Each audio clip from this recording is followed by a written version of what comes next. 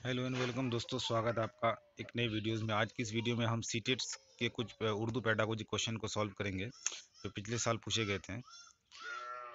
अगर आपको वीडियो पसंद आए तो वीडियो को लाइक कीजिएगा, चैनल को सब्सक्राइब ज़रूर कीजिएगा। तो चलिए वीडियो शुरू करते हैं बिना किसी देरी का। पहला क्वेश्चन है आज का, गुज़िश्ता सालों में जो पूछा गया था, ठीक है। क्वेश्चन नंबर 1 है, किसी लफ्ज़ को जानने का मतलब क्या है? उसके माखज़ को जानना, उसकी हैत को जानना, उसके माने को जानना, उसके हिज्जे को जानना।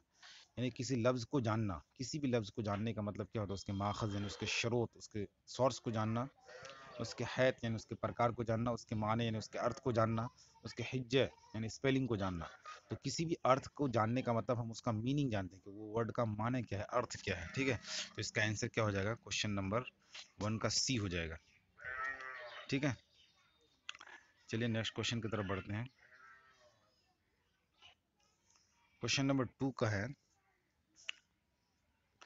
कवायद पढ़ाया जाना चाहिए अलग थलग, उसूलों को रटाकर, अमली मशकों के जरिए साख में। यानी व्याकरण कब पढ़ाया जाना चाहिए, किस संदर्भ, कैसे पढ़ाना चाहिए? तो अलग थलग, अलग थलग तो बिल्कुल पढ़ाया नहीं जाना चाहिए। उसूल रटाकर, रटने की बात बिल्कुल नहीं होती है। अमली मश्क, अब सी और डी में सबसे बेहतर कौन है? अमली मशकों के जरिए कराना चाहिए या सियाक में पढ़ाना चाहिए? तो हमेशा कवायद को हमें सियाक यानी संदर्भ में पढ़ाना चाहिए, कॉन्टेक्स्ट में पढ़ाना चाहिए। कॉन्टेक्स्ट में पढ़ाने का मतलब ये है कि आप बच्चे को, मान लीजिए जब कोई कहानी पढ़ा रहे हैं तो कहानी में जो भी नाम आया है, तो अगर हम बच्चे को संज्ञा बताना चाहते हैं तो डायरेक्ट संज्ञा की परिभाषा ना दे, बल्कि उस नाम के जरिए हम ये बताएं कि ये जो नाम आया ना, यही संज्ञा है, यही इसम है। तो ये कहानी के जरिए भी हम बच्चों को क्या करा सकते हैं? कवायद को पढ़ा सकते हैं। तो 2 का डी हो जाएगा। क्वेश्चन नंबर 3 देखिएगा,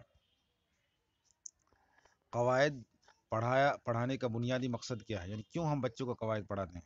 आमुज़गारों की तरसीली सलाहियत यानी अधिगमकर्ताओं की संप्रेषण कौशल यानी क्षमता में वृद्धि करना, आमुज़गारों के इल्म को महफूज रखना यानी इल्म की हिफाजत करना और उसमें सलाहियत बेहतर करना, या आमुज़गारों की तफ़हीम यानी अंडरस्टैंडिंग की सलाहियत का अंदाज़ा करना यानी मूल्यांकन करना, तलफ़्फ़ुज़ को बेहतर और दुरुस्त करना। तो कवायद हम पढ़ाते हैं बच्चों को क्यों? ताकि वो बच्चा एक दूसरे से कम्युनिकेशन कर सके, अच्छे से बात कर सके। यानी कवायद यानी व्याकरणिक गलती ना हो, तरसील में कोई गलती ना हो, ठीक है। तो हम इसलिए पढ़ाते हैं। तो इसका जो सही आंसर हो जाएगा वो क्वेश्चन नंबर 3 का क्या हो जाएगा? ए हो जाएगा। आमुज़गारों की तरसील यानी लर्नर्स की, अधिगमकर्ताओं की कम्युनिकेशन में जो गलतियाँ होती है, कवायद की वजह से नहीं होगी वो गलती।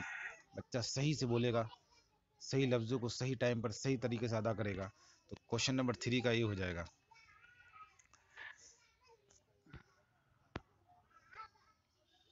क्वेश्चन नंबर 10 देखिएगा, सोतिया यानी इसको फोनीम्स किसे कहते हैं? तरगीब नहू की एक किस्म है, कवायद की बुनियाद है, या किसी ज़ुबान की मानवी इकाई है, या किसी ज़ुबान की सोतियाई इकाई है? तो यानी फोनीम्स का संबंध आप जानिए साउंड से है, सौत से है, आवाज़ से है, ध्वनि से है। तो इस उसका मतलब क्या होता है? किसी ज़ुबान की सोतियाती इकाई को जानना, ठीक है। तो डी हो जाएगा, 10 नंबर का क्या हो जाएगा? डी हो जाएगा। क्वेश्चन नंबर 11 देखिएगा, उस्ताद देखता है कि सूर्या सूर्या नाम से कोई लड़की है, अपने जवाबात में ज़माना माजी, ज़माना ज़माना किसे बोलते हैं? टेंस को बोलते हैं, ठीक है। ज़माना माजी का मतलब होता है यानी पास्ट टेंस के इस्तेमाल सही से नहीं कर पाता है, लेकिन उस्ताद की मदद से यानी टीचर की हेल्प से, और हम जूली बोलते हैं जो उसके क्लास में पढ़ने वाले और बच्चे होते हैं यानी उसका साथी, उसकी देखभाल में, रहनुमाई में वो ज़माना माजी का इस्तेमाल सही से कर लेता है। इस रहनुमाई को, इस सपोर्ट को क्या कहा जाएगा? मचानबंदी जिसको है स्कैफ होल्डिंग कहते हैं, फीडबैक जिसको प्रतिपुष्टि कहते हैं, हले मसाइल यानी मसाइल का हल करना, या काउंसलिंग कहेंगे। तो आपको पता होगा ये वाइगोत्स्की से इनडायरेक्टली ये क्वेश्चन है कि जब बच्चा किसी की हेल्प से कोई चीज़ सीखता है, थोड़ा टेम्परेरी सपोर्ट देता है उसको, ताकि उस चीज़ में वो क्या कर सके? आगे बढ़ सके। तो इसी को हम स्कैफ होल्डिंग या मचानबंदी कहते हैं। तो क्वेश्चन नंबर 11 का क्या हो जाएगा? ए हो जाएगा।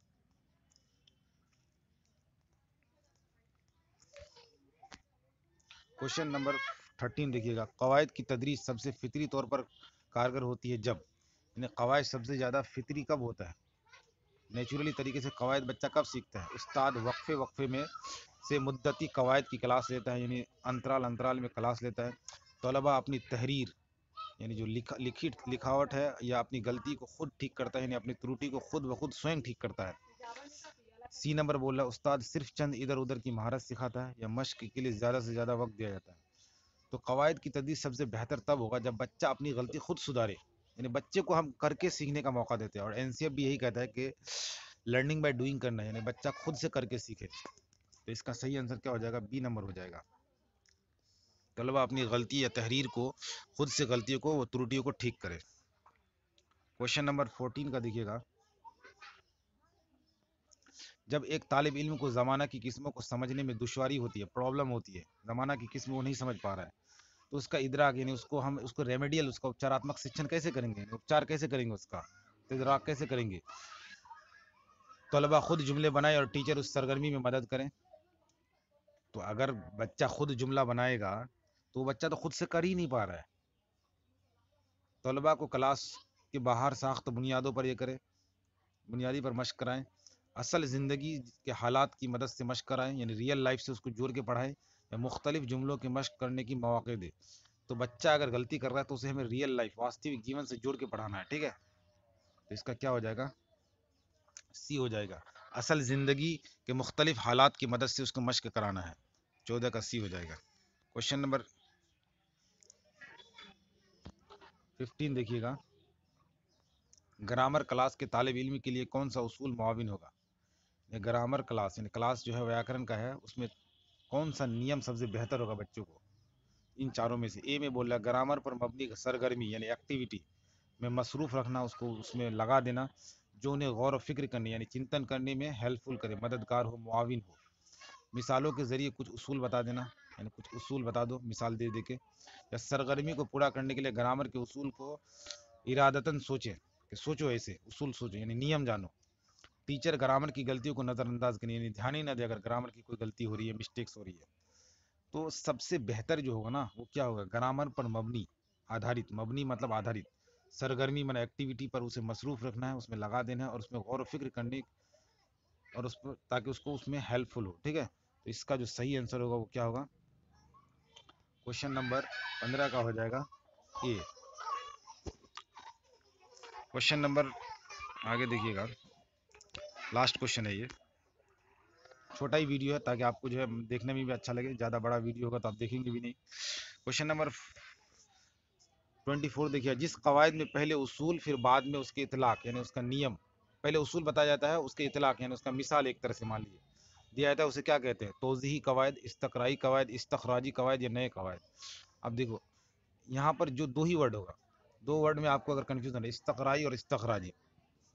इस्तक़राई का मतलब होता है, इस्तक़राई का मतलब होता है निगमन, सॉरी आगमन विधि, जिसको हम इंडक्टिव मेथड कहते हैं, जिसमें पहले मिसाल बताया जाता है, उसके बाद क्या बताया जाता है? उसूल बताया जाता है। और इस्तखराजी का मतलब होता है पहले नियम बताया जाता है, उसके बाद ये मिसाल बताया जाता है। तो इस्तकराई तरीका बच्चे के लिए ज़्यादा अच्छा होता है, जिसमें हम मिसाल दे देते हैं उसके बाद उसका नियम बताते हैं, लेकिन इस्तखराजी तरीका बड़े क्लास के लिए होता है, जहाँ पर पहले ही बच्चे को नियम बता देते हैं, उसके बाद क्या बताते हैं? उसूल बताते हैं। यहाँ क्या बोला है? जिस कवायद में पहले उसूल उसूल पहले बताए ना, बाद में उसका इतलाक यानी अनुप्रयोग बताते हैं, यूज़ बताते हैं। तो ये क्या होता है? ये होता है इस्तखराजी तरीका, जिसको हम निगमन विधि कहते हैं, डिडक्टिव मेथड कहते हैं, ठीक है। तो यहीं तक चंद क्वेश्चन थे। आई होप कि आपको वीडियो पसंद आया। अगर वीडियो पसंद आई तो वीडियो को लाइक कीजिएगा, हमारे चैनल को सब्सक्राइब कीजिएगा ज़रूर, और आपको ज़रूर हेल्प होगा। इसी तरह से जो कई दिन बचा हुआ है उर्दू का पेडागोजी का क्वेश्चन हम हर दिन लाते रहेंगे, ठीक है। तो वीडियो को शेयर भी कीजिएगा, और अच्छा लगे तो कमेंट भी कीजिएगा, ठीक है। तो चलिए वीडियो को यहीं तक एंड करते हैं।